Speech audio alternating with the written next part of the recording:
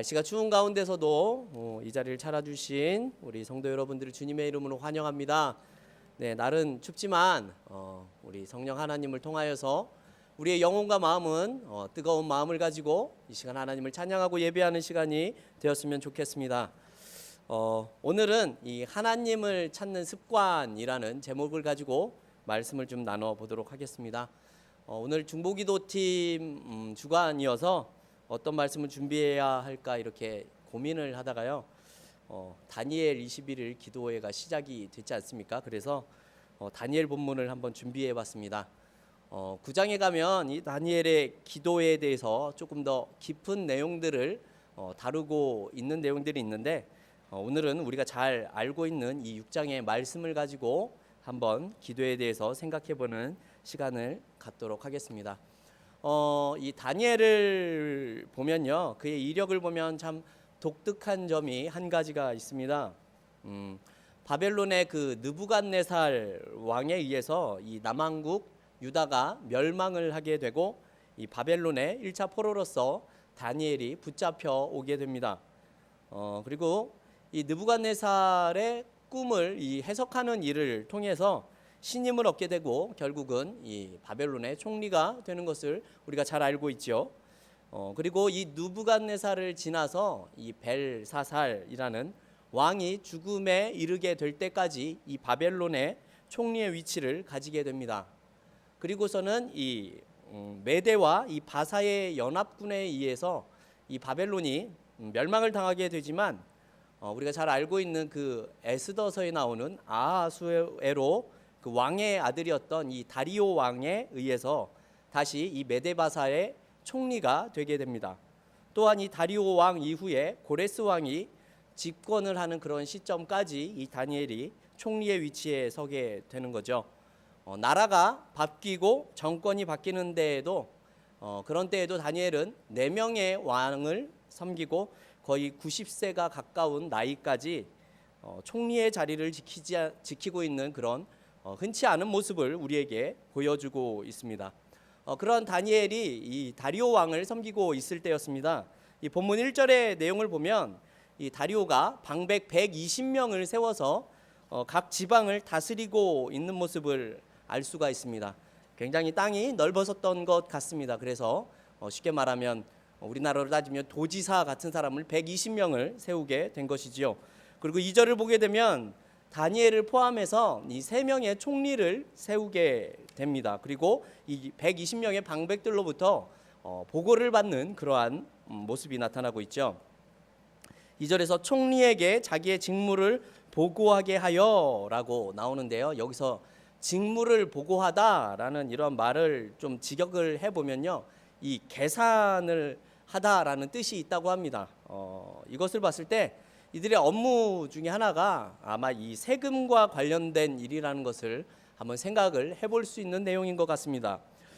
그리고 이 또한 총리의 주요 업무는 이 고관들의 이런 세무에 관련된 그런 일들을 지휘 감독을 하는 것을 통해서 이 나라를 잘 다스리는 일을 했었던 것으로 보여지고 있습니다.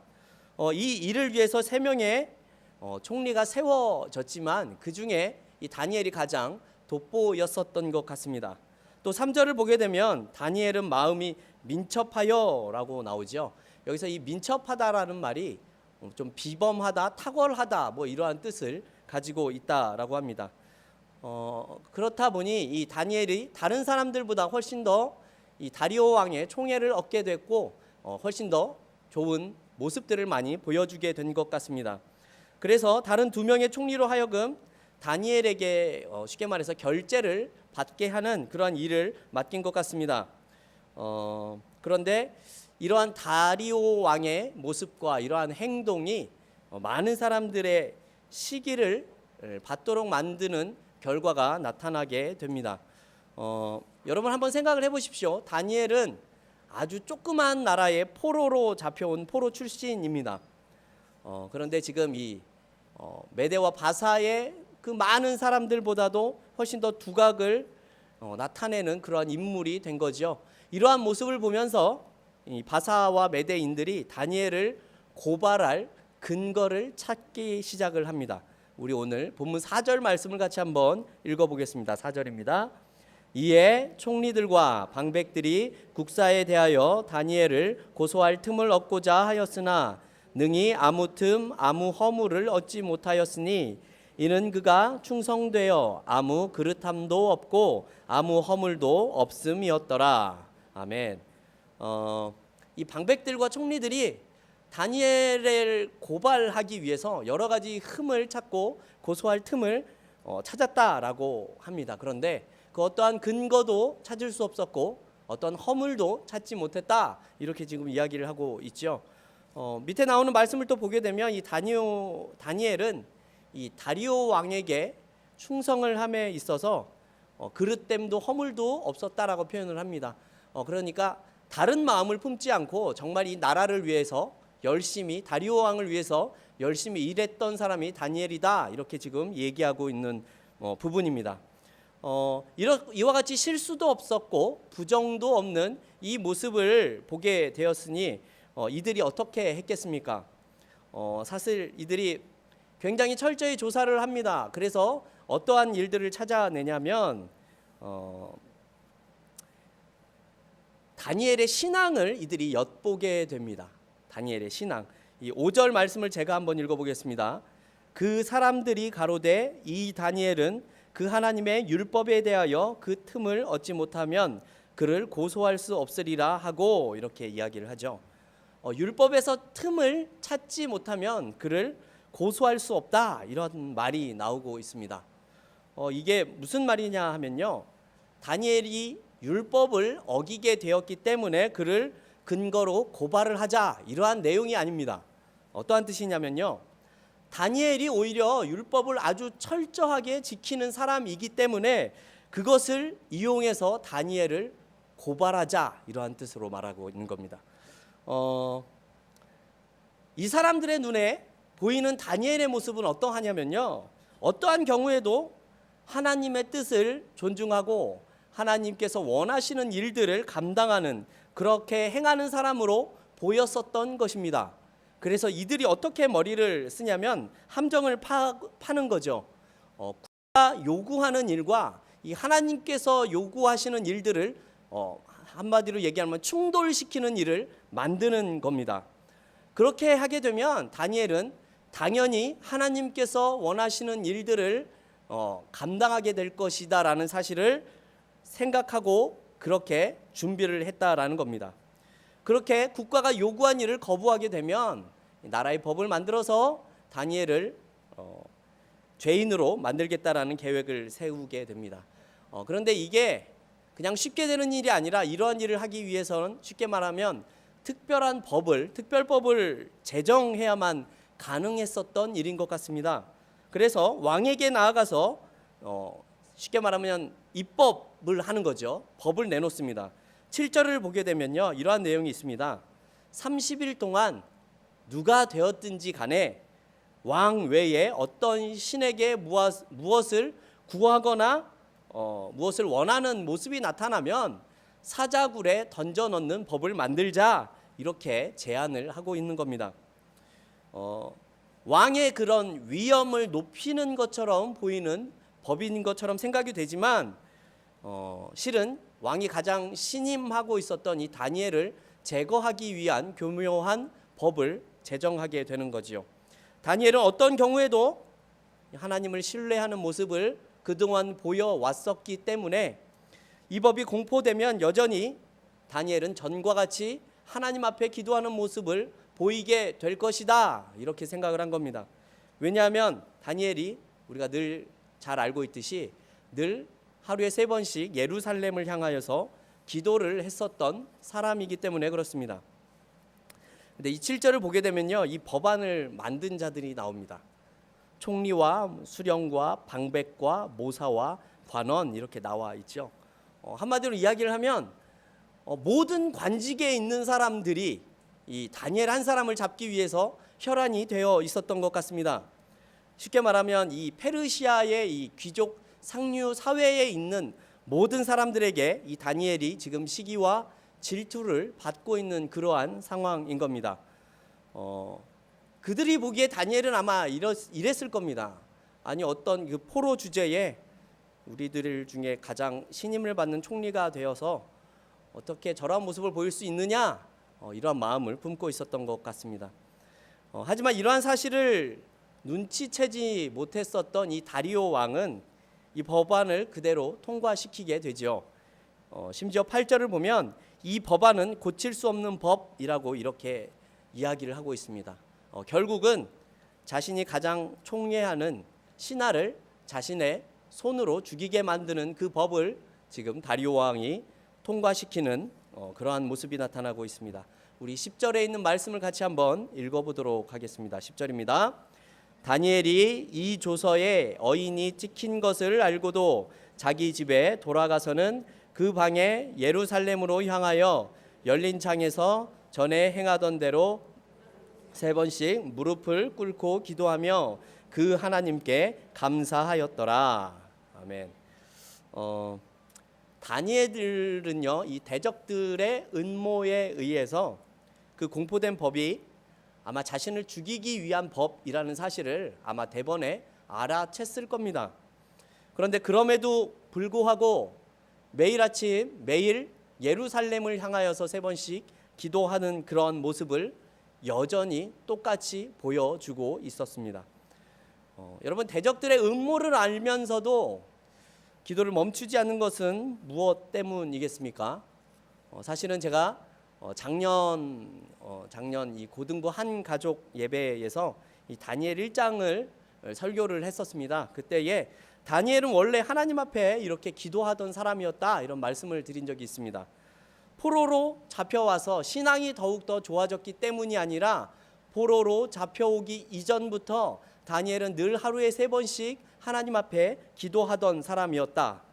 포로 이전에도 그랬던 것처럼 포로로 잡혀온 지금도 동일하게 그런 모습을 보이고 있는 것이다, 이런 말씀을 드린 적이 있습니다. 동일한 모습을 계속해서 지금 보여주고 있는 내용입니다. 그래서 이 11절을 보게 되면요, 그 무리들이 모여서 다니엘이 자기 하나님 앞에 기도하며 간구하는 것을 발견하고 라는 그런 모습이 나타나죠. 이 다니엘을 잡기 위해서 이 혈안을 냈었던 사람들이, 이 수많은 사람들이 드디어 다니엘이 왕 이외에 다른 신을 섬기는 것을 발견하게 되었습니다. 그 모습을 보고 아마 마음속으로 됐다, 이제 드디어 저 인간을 잡을 수 있겠다라는 그런 아마 확신이 들었을 겁니다. 이들은 즉시 다리오 왕에게 쫓아가서 이 사실에 대해서 고하게 됩니다. 그러면서 이 왕의 규례를 이제는 고칠 수 없지 않느냐라고 말을 하면서 이 규례를 어긴 사람이 있는데 그것이 바로 다니엘입니다 라고 이렇게 고발하는 내용이 나타납니다. 13절을 보게 되면요, 이들이 이 다니엘을 고발하는 내용은 한 2가지 정도로 생각을 해볼 수 있습니다. 첫 번째를 보면요, 첫 번째는 사로잡혀온 유다 자손 다니엘이라는 이런 말이 나오고 있는데요, 이 말씀을 보게 되면 여러분, 총리 다니엘이 아니라 포로 다니엘이라고 이렇게 부르고 있습니다. 아주 어렸을 때 다니엘이 잡혀와서 지금의 나이가 거의 80이 넘어 90을 바라보는 그러한 나이가 된 다니엘입니다. 사실 유대 땅에서 보낸 시간보다 이 이방 땅에 건너와서 총리로서 자신의 거의 일평생을 보낸 것이 다니엘의 삶인데, 이들이 하는 말은 뭐냐면 포로 다니엘이다라고 지금 이렇게 이야기를 하고 있는 거죠. 굉장히 낮춰서 지금 부르고 있는 그러한 이야기입니다. 그리고 두 번째를 보게 되면 다니엘이 왕과 왕의 금령을 무시했다, 이렇게 고소를 하는 내용이 나타나죠. 포로가 총리가 되었음에도 불구하고 이들이 말하는 건요, 감히 포로가 왕의 법을 무시했다라고 이렇게 말하고 있는 겁니다. 포로 주제의 총리가 되었으면 그 은혜를 원수로 갚아서는 안 되는 것 아니냐라는 뜻으로 지금 이야기를 하고 있는 모습인 겁니다. 이 이야기를 듣고 아마 다리오 왕도 아차하는 생각이 들었을 겁니다. 성경에도 나왔지만 충성됨도 없고, 충성되고 아무 그릇됨도 없고 허물도 없었었던 그런 다니엘, 이 사람을 통해서 쉽게 말하면 그 나라를 굳건히 세우고자 하는 그런 큰 뜻이 있었는데, 여러 사람들의 모함으로 죽게 되었으니 아마도 그 마음속에 커다란 후회가 들었을 것 같습니다. 그의 이러한 고민이 14절에서 이렇게 드러나고 있습니다. 14절을 보면요. 심히 근심하여 다니엘을 구원하려고 마음을 쓰며 건져내려고 힘을 다하여 이렇게 얘기를 합니다. 이 다리오 왕은 이방의 왕이었지만 어떻게든 이 다니엘을 구해보고자 하는 마음이 있었던 것 같습니다. 다니엘의 이 대적들에게는 분노하는 마음이 있었지만 더 이상은 도리가 없었던 것 같습니다. 그래서 결국 다리오 왕은 다니엘을 사자굴에 넣게 됩니다. 하지만 이렇게 이야기를 하죠. 다니엘을 구하는 일에 본인은 실패를 했지만 네가 섬기는 하나님은 실패하지 않을 것이다 라는 그런 희망의 모습을 전달하고 있습니다. 그리고 다니엘에 대한 마음이 18절에서 이렇게 나타나고 있습니다. 밤이 새도록 금식하고 그 앞에 기약을 그치고 침수를 마다하니라. 여기서 이 기약이라는 말은요, 이 분위기를 되게 띄우게 하고 좋게 하는 그런 음악을 뜻한다고 합니다. 그리고 침수는 이 잠자는 것을 높이는 말이 침수라고 합니다. 쉽게 말해서 다리오 왕이 금식하면서 아무것도 먹지 않고 걱정하고 잠을 자지도 못하고 있는 그러한 상황이라는 겁니다. 하지만 약속된 대로 사형은 집행이 되게 됩니다. 사자굴에 들어가면 당연히 사자의 밥이 되는 것이 당연했지만 다리오 왕은 아직 희망을 가지고 있었던 것 같습니다. 하나님께서 이 다니엘을 지킬 수도 있다라는 희망이 있었던 것 같습니다. 그리고 다음 날 새벽에 사자굴에 가서는 슬픈 목소리로 이렇게 외칩니다. 20절을 제가 한번 읽어보겠습니다. 다니엘의 든 굴에 가까이 이르러는 슬피 소리질러 다니엘에게 물어 가로되 사시는 하나님의 종 다니엘아 너의 항상 섬기는 내 하나님이 사자에게서 너를 구원하시기에 능하셨느냐 이렇게 말씀하고 있습니다. 하나님은 결국 다니엘을 지키셨고 다리오 왕의 원함대로 이 다니엘은 구원을 받게 되었습니다. 이에 왕은 다니엘을 고발했던 자들을 체포하게 되고요. 그들을 사자굴에 던져넣게 됩니다. 24절을 보면 참소한 자들과 그들의 처자와 함께라는 말이 나오죠. 이 다니엘을 고발했었던 그 수많은 사람들이 있었는데 그 사람들뿐만이 아니라 그들의 일가족까지도 다 사자굴에 던져지는 모습이 나타납니다. 그러면서 조서를 내리게 됩니다. 26절을 보게 되면요, 조서의 내용이 나오는데 그 핵심을 이야기하자면 이런 뜻입니다. 다니엘의 그 하나님 앞에서 너희는 떨며 두려워해라 이러한 뜻으로 말씀하고 있습니다.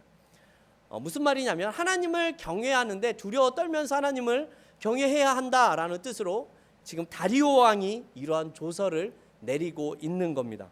우리 26절 말씀을 같이 한번 읽어보겠습니다. 26절입니다. 내가 이제 조서를 내리노라. 내 나라 관할 아래에 있는 사람들은 다 다니엘이 하나님 앞에서 떨며 두려워할지니 그는 사시는 하나님이시요 영원히 변치 않으실 자시며 그 나라는 망하지 아니할 것이요 그 권세는 무궁할 것이며. 아멘. 여기에 보면 이 하나님에 대한 다리오 왕의 태도가 잘 나타나고 있습니다. 다리오는 자신뿐만이 아니라 모든 백성이 하나님을 경외하고 두려워해야 할 이유를 조서를 통해서 설명을 하고 있습니다. 하나님께서 다니엘 한 사람을 살리신 것처럼 보이지만 결국 이방 나라의 왕이 이스라엘 백성들처럼 하나님을 향한 신앙 고백을 하도록 만드는 놀라운 일들이 나타나고 있다라는 것입니다.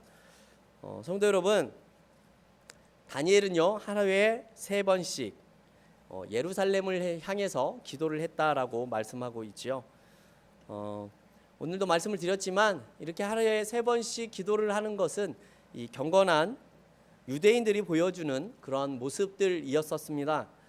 그런데 중요한 것이 무엇인 줄 아십니까? 여러분, 다니엘이 기도했었던 그 시대에는요 예루살렘 성전이 없었습니다. 그죠? 예루살렘 성전은 이미 바벨론에 의해서 회파를 당하고 무너졌기 때문입니다.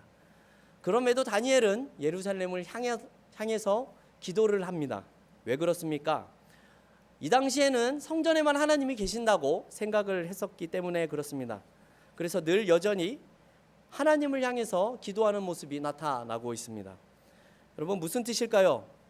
여러분, 우리의 눈에는 아무것도 보이는 것이 없고 우리의 앞에 아무것도 잡히는 것이 없지만, 즉 소망이 없는 상황 가운데서도 다니엘은 늘 신실하게 자신의 신앙을 지키고 있다라는 점입니다. 성도 여러분, 다니엘은요 아주 규칙적으로 기도했었던 사람입니다. 다니엘이 위기를 돌파하는 방법은 기도하는 것이었습니다. 다니엘 2장을 보게 되면 꿈을 해몽해야만 그 위기를 벗어날 수 있는 상황에서도 새 친구들과 같이 기도하는 모습이 나타나고 있기 때문입니다. 여러분, 사실은 위기의 돌파 방법이 아니라 늘 기도하면서 살았었던 사람이 바로 다니엘임을 우리가 기억할 필요가 있습니다.